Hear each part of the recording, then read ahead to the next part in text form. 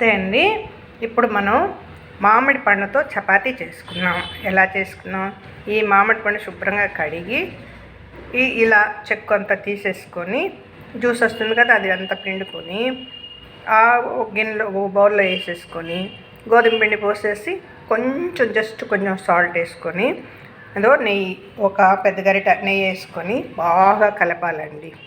మనం చపాతీకి ఎలా కలుపుకుంటామో పిండి అలా కలుపుకోవాలి. తర్వాత కలిపిన తర్వాత ఈ విధంగా వస్తుంది.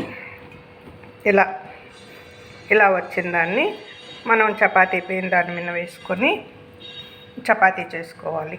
చపాతీ చేసిన తర్వాత పెనం వేడెక్కిన తర్వాత దాని మీద కొంచెం లైట్గా నెయ్యి వేసేసుకొని చపాతీ చేయాలి.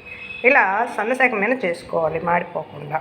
అలా చేసిన తర్వాత చక్కగా తినచ్చు.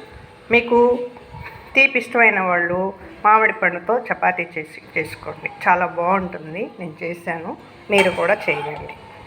ఎందుకంటే మామిడి పండు కాలం కదండి, తినాలని అనిపిస్తుంది ఈ షుగర్ పేషెంట్లకి.